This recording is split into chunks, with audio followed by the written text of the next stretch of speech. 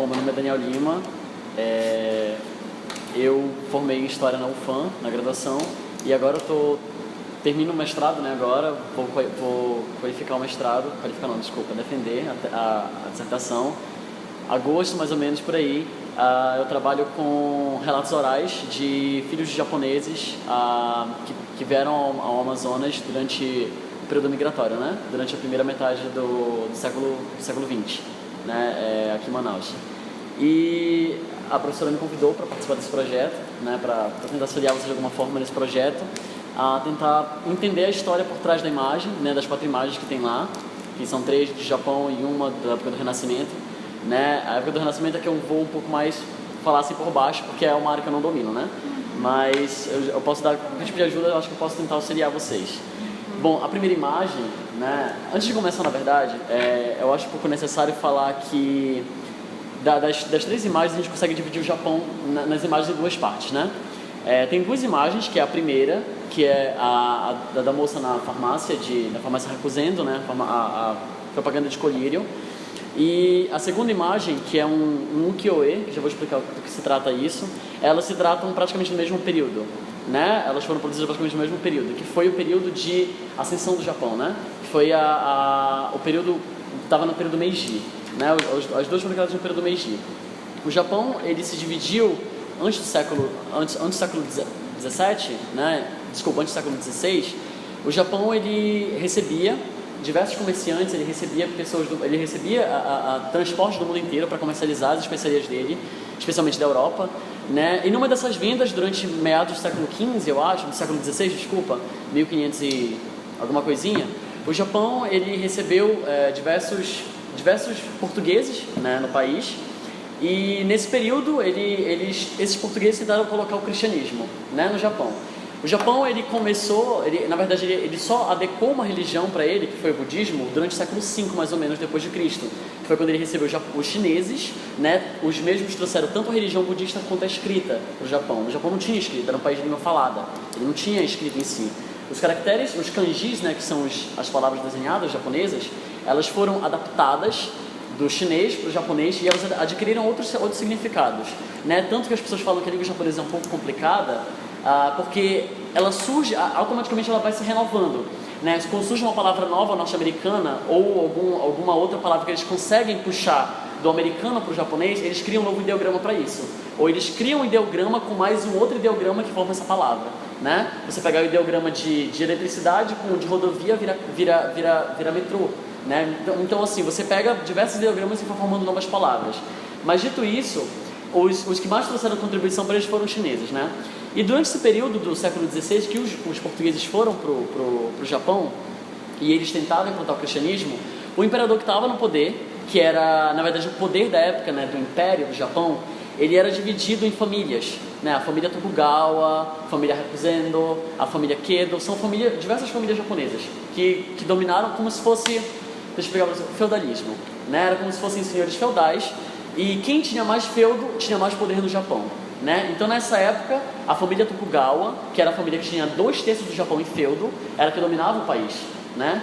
Então nesse período a família Tokugawa ela não ficou satisfeita de forma alguma com a tentativa de implantação do cristianismo no país, né? E aconteceu um capítulo que eu não sei falar para vocês a data específica, mas aonde 310 ou 315 padres foram crucificados numa praia do Japão, na praia de Kobe, no Japão, na tentativa de expulsar a possível imigração que estava tendo de europeus para o Japão, né?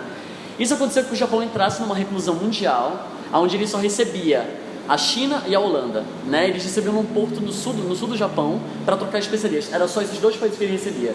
O resto dos países foram banidos do Japão e não tinham acesso a esse país. Então o Japão perdeu o final da era medieval, a era moderna, e estava perdendo já o começo da era contemporânea. O Japão ficou 3 séculos recluso, no mundo inteiro. Ele ficou 3 séculos parado, né? O Japão ficou até meados, mais ou menos, a década de 30 do século XIX, eu acho, 1830 e pouco, 1840, o Japão não tinha contato com ninguém, né? A não ser a Holanda, que vinham com embarcações de especiarias, né? Que vinham com navios de especiarias. Eles não vinham com navios de guerra, né?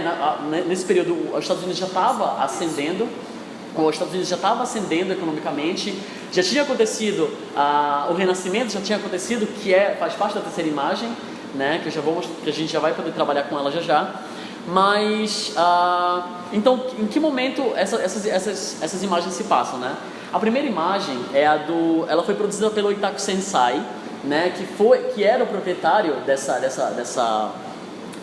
que era o proprietário dessa farmácia de colírios, né? E ele produziu três imagens desse mesmo tipo, né? A primeira imagem, eu não vou ter o slide aqui, mas se a professora puder, só para visualizar, né? A primeira imagem, a primeira imagem, né, do Itaku Sensai, são 3 propagandas que ele fez, praticamente com as mesmas pessoas, é sempre uma mãe e uma criança, né, onde o que discerne a escrita dessa imagem é apenas o que eles revendiam na farmácia, né? A escrita que está nesses pergaminhos, né, na frente da loja são apenas o que a farmácia vendia, né? Essa obra foi reproduzida depois em tinta óleo, né, e hoje ela se encontra no Museu Nacional de Tóquio, né, National Dial Library, né, não tem o nome dela em português.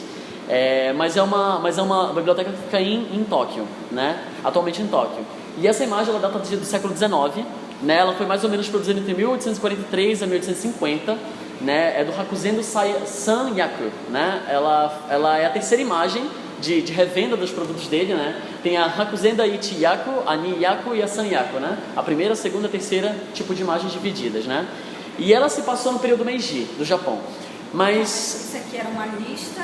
Era uma lista de remédios que ele vendia no produto da loja, exatamente. Era uma descrição. Remédio X vende tal coisa, faz tal coisa, tal coisa, tal coisa. Né? Era para o primeiro remédio, se eu não estou enganado, era um remédio gastrointestinal, né? O primeiro remédio. O segundo era para a pessoa ficar mais forte, ter um trabalho de recuperação melhor. E o terceiro remédio era para ajudar as mulheres na condição de desenvolvimento do feto, né? Não era propaganda como a gente conhece. Não era. Eram propagandas que eram colocadas na frente da loja mesmo. A lista dos remédios. Exatamente, né? E esse período Meiji, onde se passou essa propaganda, onde essa propaganda se passou, ela sucede esse período Edo que eu falei da reclusão do Japão, né? O que aconteceu? O Japão, até então, o século XIX, que ele estava recluso mundialmente, ele recebeu uma visita, na verdade ele foi aportado, né, com uma tentativa de guerra dos navios estadunidenses, né, do então presidente Millard, que ele demandou que o Japão desse as especiarias para ele. Então ele mandou uma frota de navios de guerra, onde o Japão não tinha conhecimento nenhum do que era um navio de guerra, e o Japão não tinha. O Japão estava na época medieval ainda, né? É difícil dizer isso porque não dá para comparar as eras de um país com o que o mundo estava acontecendo. Não dá para colocar. Não dá para colocar porque o Japão ele tinha uma economia não era de troca. A economia dele era automaticamente era campestre, né? E era para subsistência, né? O que você produz na terra você consome. Você tinha que ter um contato com o imperador, que era o imperador Edo no momento, sucessor da família Edo, né, que era a família que dominava 2/3 do Japão, mas não tinha ainda, esse capitalismo não era uma ideia inexistente para eles não tinham nenhum contato com isso, né?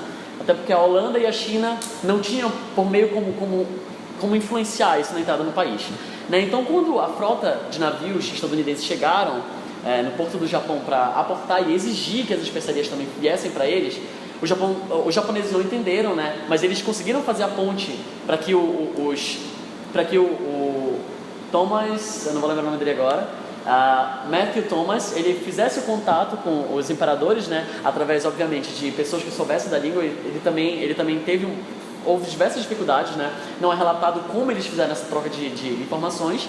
Mas eles entraram então em conflito interno. O Japão entrou num conflito interno entre parte do Japão que queria abrir para o mundo inteiro de novo, para o Japão tentar voltar, né, e pegar a contemporaneidade do mundo inteiro que já estava acontecendo, isso em 1856 mais ou menos. Então o mundo inteiro já tinha passado da Revolução Francesa e já estava na era contemporânea, enquanto o Japão estava na era medieval, né? Novamente colocando entre aspas, porque não dá para comparar as eras de um mundo europeu que a gente conhece do medievo com as eras que o Japão passou. Não dá pra gente comparar esses dois, né? Porque eram processos diferentes. Porém, o Japão então, ele ficou então dividido e entrou em conflito no que a gente conhece, o que a gente chama de Guerra Bonshin, né, que foi aonde entraram os samurais. Os samurais eles eram unidades militares que eram de elite, eram mercenários, né, eles eram contratados para isso. E esse 1/3 do Japão, esse 1/3 que era de outra família que não era a Tokugawa, entrou em conflito com 2/3 da família Tokugawa e eles começaram essa guerra Bonshin, né, que partiu do norte do Japão, ali da província que a gente conhece hoje de... eu esqueci o nome da primeira terra. E até a ilha de Honshu, que é onde fica Tóquio, Kyoto, Nara, até a ilha de Okinawa, que é a ilha do sul, né? Então eles partiram desse conflito e o Japão entrou em consenso que eles abririam, né? Então eles precisavam de um imperador e então o poder da família feudal caiu e entrou o imperador no poder, que foi... Essa era Meiji, né? Que é a era iluminada do Japão. É o período que troca, né? Porque o Japão ele começou com a primeira capital em Asakusa, né? Era uma capital no sul do Japão, no sul da ilha de Honshu. O Japão é dividido na ilha do norte do Japão, que é... Nossa, não vou lembrar o nome dessa ilha. A segunda ilha de baixo, que é a ilha de Honshu, e a terceira ilha de baixo, que é Okinawa, que chamam de 3 tipos de japoneses, né? Os japoneses que são um pouco mais brancos, são os do norte, porque sempre fica nevando naquela região. Os japoneses que são um pouco parecidos com a gente, que são os da ilha de Honshu, e os japoneses do sul, que são de Okinawa, que são altos e morenos. Eles são bem morenos. Então, como se fossem 3 raças diferentes do mesmo país, né? O Japão passa por isso até hoje no século XXI, né? Então... Partindo desse princípio que o Japão ele começou na capital de Asakusa, mais ou menos em 746 depois de Cristo, ele era essa primeira capital do Japão, e aí mudou para Nara, que hoje é uma cidade que fica também na ilha de Honshu, né? Mas Nara durou só 12 anos, só ficou 12 anos como capital, né? Nara teve um conflito interno do imperador local, da família local, e ele resolveu passar o poder para a cidade de, vou lembrar o nome, Heian-kyo, que hoje é a atual Kyoto, né? E essa Kyoto, ele ficou durante o poder até o ano de 1400 e pouco, que foi quando aconteceu esse capítulo dos portugueses, né? Que foi aí que a capital mudou para Edo, que a gente conhece como Tóquio hoje em dia, e está até hoje em dia. Então, desde o século XV até o século XXI, a capital continua sendo Tóquio, né? Que é a capital que a gente conhece do Japão hoje, no Japão contemporâneo hoje. Mas então, o que isso influencia? Que nesse período, desse período que mudou de Kyoto para Tóquio, e ficou em Edo no momento, né? E esse período do Edo, que é o período do governo Tokugawa, onde o Japão ficou concentrado lá, foi onde aconteceu a reprodução dessas imagens, né? E assim que o Japão entrou nessa era Meiji, que Meiji quer dizer mais ou menos governo iluminado, era iluminada, que foi onde entrou o Mitsuri Nato. Ele tinha apenas 3 anos de idade, ele começou a dominar o Japão, ele começou a governar o Japão, né? E ele entrou como governador, foi completamente sábio, uma criança de 3 anos de idade, e começou a governar o Japão durante esse período Meiji, né? E durante esse período, eu diria que eu uso essa frase, e é até um pouco engraçada, né? Juscelino Kubitschek tinha 50 anos em 5, o Japão teve os 500 anos em 50, né? Porque de 1843, que foi quando o Japão começou, era Meiji, até 1905, o Japão estava começando uma guerra contra a Rússia. Foi uma coisa assim absurda, porque o Japão cresceu em tão pouco tempo. Então eles tiveram que adequar processos de especiarias, de maquinários industriais, né? Eles importaram maquinário de Londres, maquinário da Rússia, maquinário da Espanha, para entrar nessa área industrial. E foi muito rápido o avanço, né? Alguns japoneses não conseguiram acompanhar. Nesse processo, os samurais foram extirpados de guerra, né? Eles foram descartados, e foi onde você entra aquele processo que muita gente conhece como acho que é Seppuku o nome, né?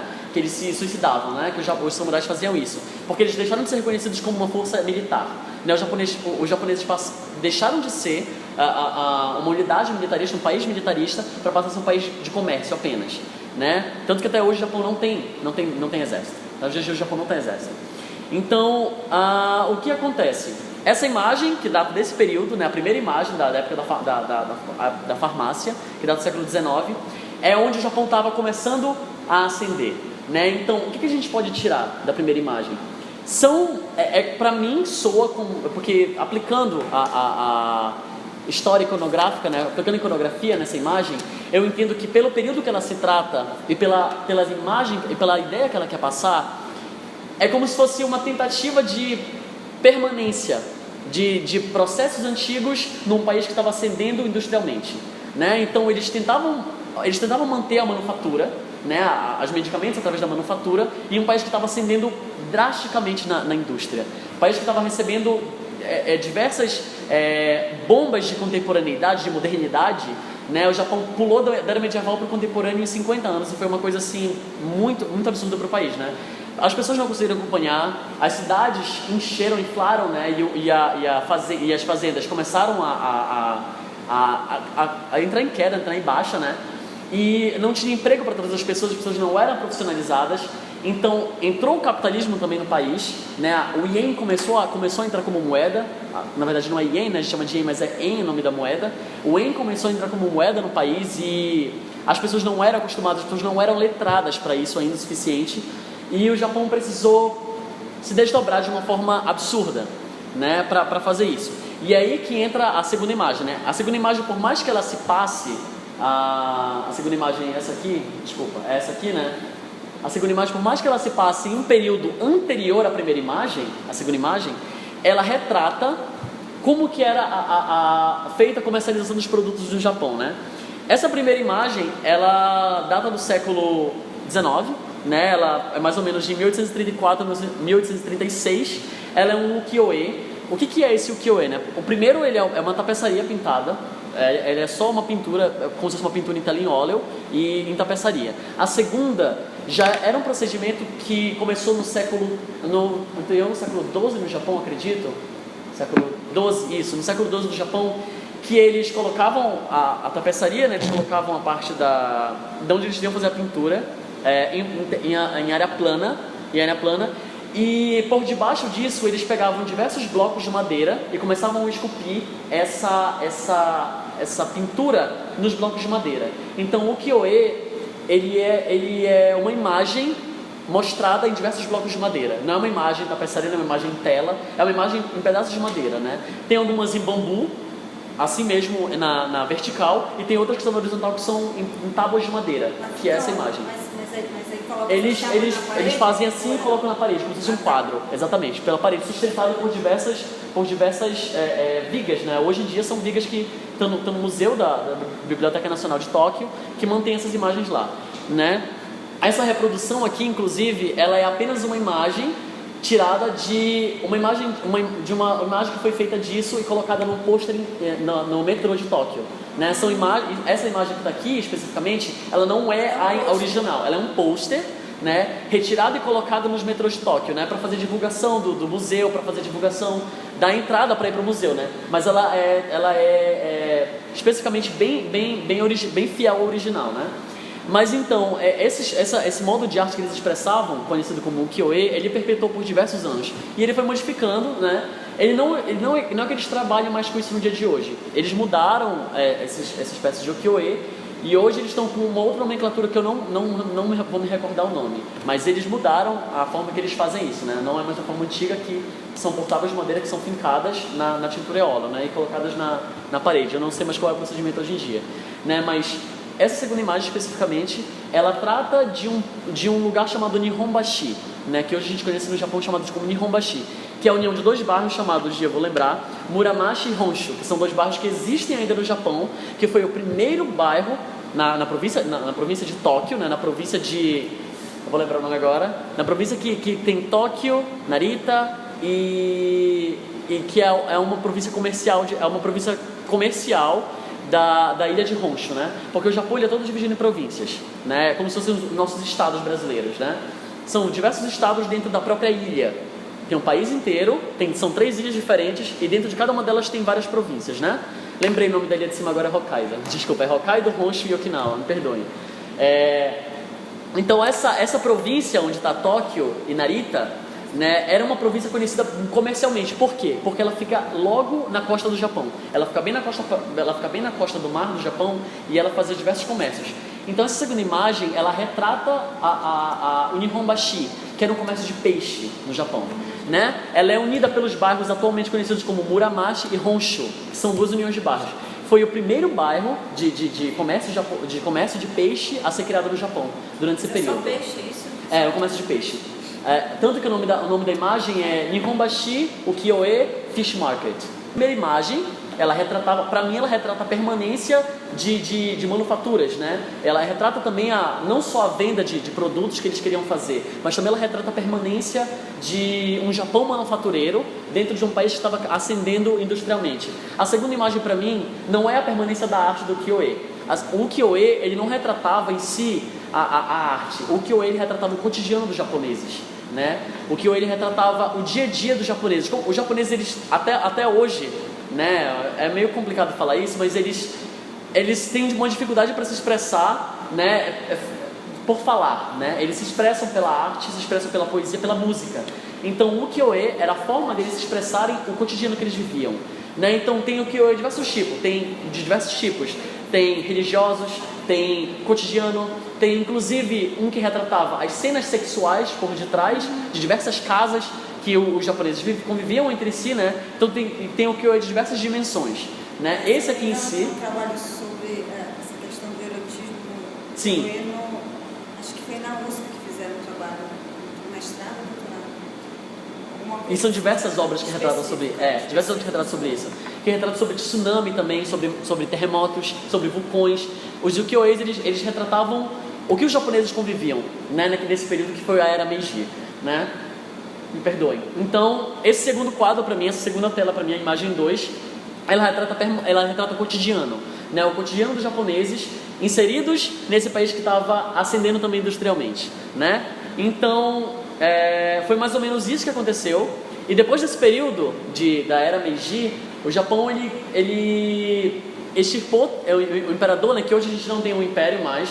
O Japão não tem império nem presidente, né? O Japão monárquico não, desculpa. Ele tem os primeiros e segundos ministros, que são as pessoas que governam o Japão hoje em dia, né? E a terceira imagem, como vocês podem ver, é uma imagem chamada The Ambassadors, né? Essa imagem aqui, né? Ela não é que ela não tenha relação alguma com a imagem 1, 2 e 4, que retratam especificamente o Japão, mas a terceira imagem, ela se passa no século XVI, né? O nome do autor é Holbein e ela foi feita em 1533, né? Essa imagem, ela retrata o Renascimento, que foi um período que foi um período da história mundial que começou na Itália, né? E foi onde as pessoas puderam sair da era medieval, da Idade das Trevas. Eu não gosto de dar esse nome, né, para a Idade Medieval, porque aconteceram diversos processos nessa época que eu discordo que foram das trevas, porque aconteceram avanços, por mais que a Igreja Católica parasse eles nesse período, né? Então eu não uso muito a nomenclatura Idade das Trevas, né? Foi apenas era a primeira parte da Idade Medieval. Mas essa imagem em si, ela já está na Idade Moderna, né? A Idade Moderna começou com a tomada da Constantinopla, né? Com a queda da Constantinopla, quer dizer, em 1457, acredito eu, por aí mais ou menos começa a Idade Moderna, até mais ou menos a Revolução Francesa, e aí começa a Idade Contemporânea que a gente está até hoje, né? Em 1789, essa bem aqui. Né? Então, nesse período da Idade Moderna até a Contemporânea, né, onde aconteceram esses processos, né, essa imagem surgiu, né? O Renascimento, ele surgiu como uma forma dos cientistas, dos artistas escaparem da Igreja Católica e puderem publicar seus trabalhos, puderem realizar as suas obras nesse período, né? Então, essa imagem, para mim, ela diz a imagem 3 como um enigma, né? Eu acho que é o que está dito aqui no PDF, inclusive. Ela se trata, eu não sei se eu posso encaixar ela como fosse o ideal para o Japão avançar durante esse período. Não sei se eu encaixaria aí nessa ideia, mas essas duas pessoas que estão na imagem, os historiadores até hoje discutem quem são essas duas pessoas, né? Se é o Tocqueville que está na esquerda, eles não sabem que é um rapaz da direita até hoje, nessa imagem, né? Talvez, existe discussão até hoje, essa imagem ela é um pouco problemática, né, da obra de Robin. Ele tem diversas pinturas em si, mas diversos historiadores discutem até hoje quem são as pessoas que estão nessa imagem, não dá para saber quem são, e se são realmente importantes, né? Mas ela retratava apenas troca de informações entre duas pessoas que eram letradas e que discutiam sobre isso durante o período do Renascimento, né?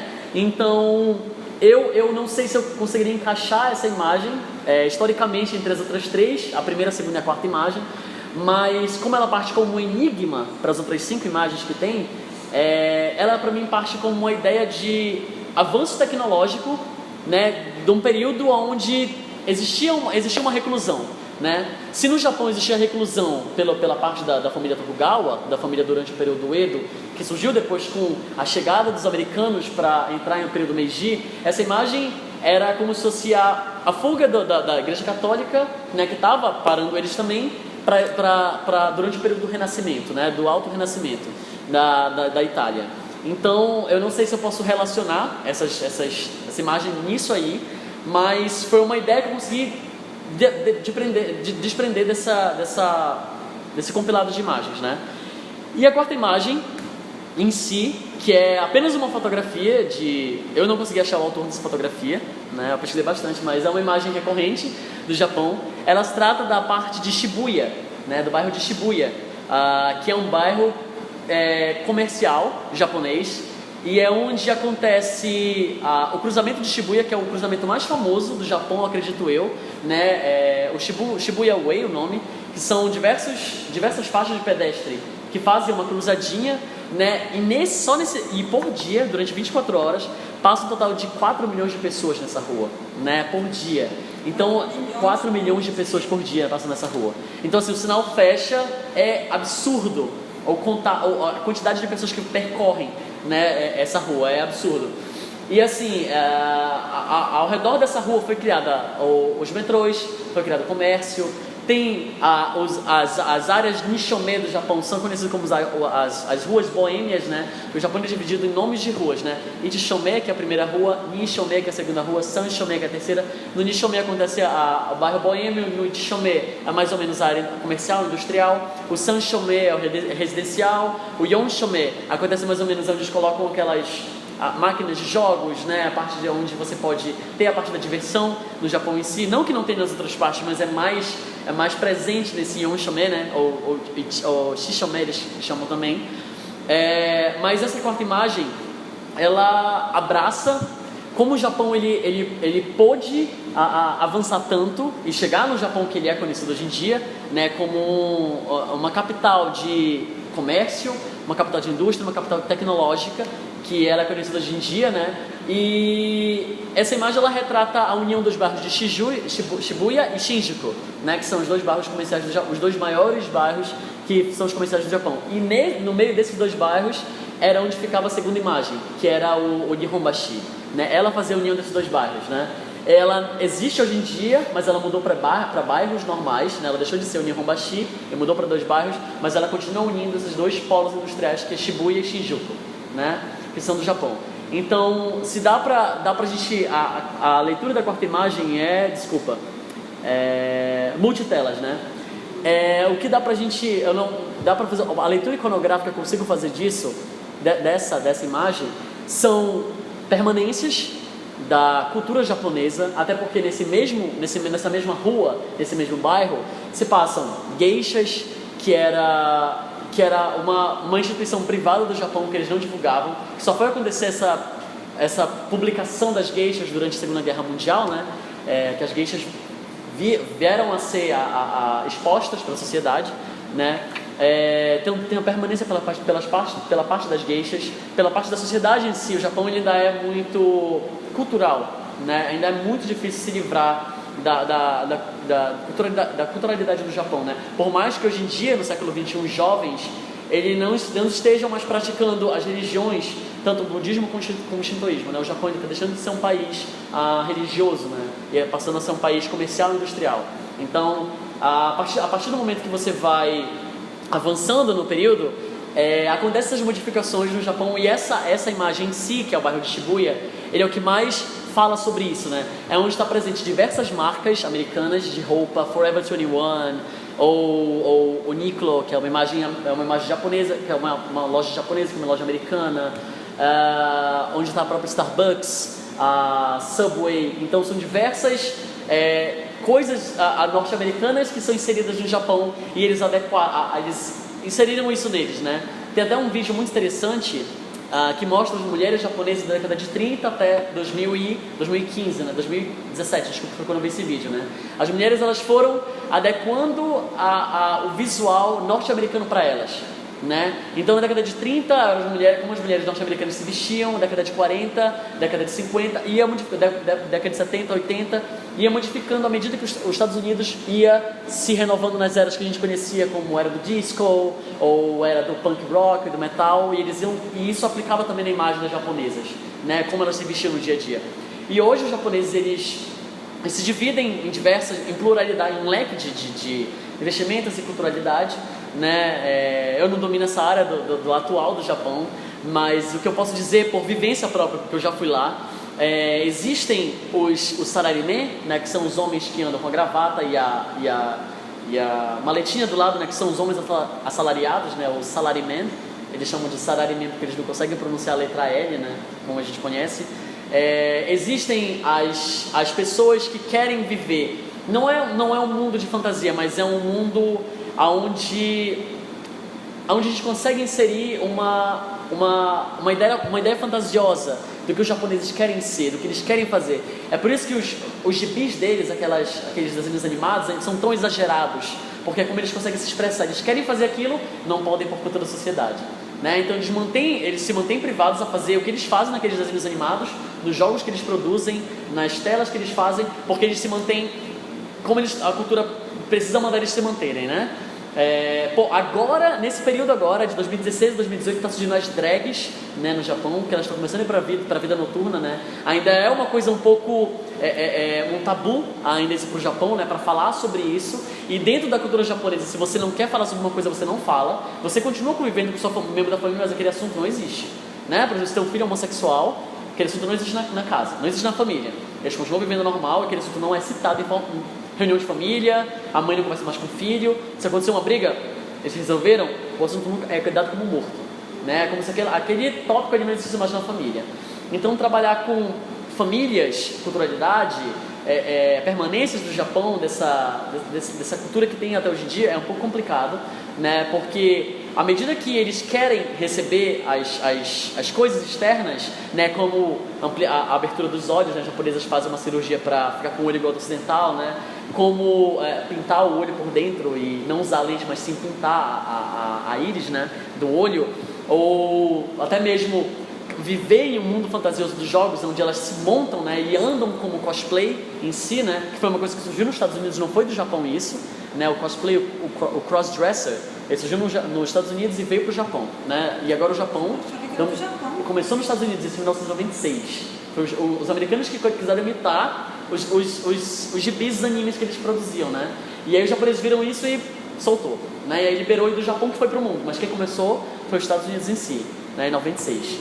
Mas como a gente conhece hoje o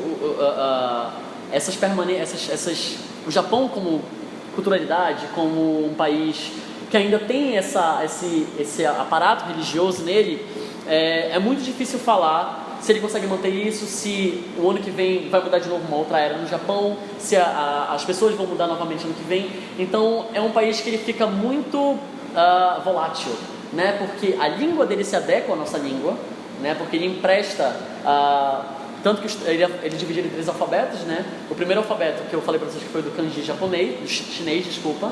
E aí, disso aí, as mulheres criaram uma letra cursiva, que é o primeiro alfabeto, que é o hiragana, né? Que é onde eles fazem as sílabas deles divididas e fazem nomes em si, né? E o katakana, que foi logo depois desenvolvido por uma fase industrial do Japão, que foi quando o Japão começou a receber essas diversas bombas norte-americanas, como metrô, aeroportos, outras coisas, de Coca-Cola, e essas palavras elas foram se adequando para o segundo alfabeto, que era o katakana, né, no Japão. E hoje, então, eles se encontram nesse eu não posso dizer, né, como está o Japão hoje em dia, porque eu não sou especialista na contemporaneidade, né, mas eu acredito que por ser tão volátil, né, pelo Japão ser tão volátil, essa permanência do que a gente conhece como um país que ainda tem certos tabus, ela pode ser perdida, ou pode permanecer, ou pode ser mais rigoroso. E eu acho que, não sei se consegui esclarecer algumas coisas nas 4 imagens, se vocês tiverem qualquer dúvida, e eu acho que o que eu tinha para falar, o que eu tinha planejado para falar era mais ou menos isso, mas se vocês tiverem qualquer coisa aí para conversar, para contribuir, para a gente fazer uma dúvida. Vocês querem puxar aí o fio dessa merda? acompanhada aí. Deixa eu pegar uma água. Na verdade, isso tudo são informações novas pra gente, né? Então, não é que a gente tenha, pelo menos eu falo por mim, né, que tenha perguntas assim, porque a gente está absorvendo as Sim. informações que a gente recebeu e pensando como é que tudo isso aconteceu, né? Porque muito disso a gente não sabia, não tinha ideia. E aí foi muito bom conhecer essa conexão das imagens, porque quando a gente recebeu essas imagens, pelo menos pra mim, não sabia como transformar, como colocar isso nos vídeos, qual o conceito da imagem em si, né? E é muito bom saber que tem toda essa história por trás, tem todo esse objetivo da imagem estar aí, tipo, Exatamente.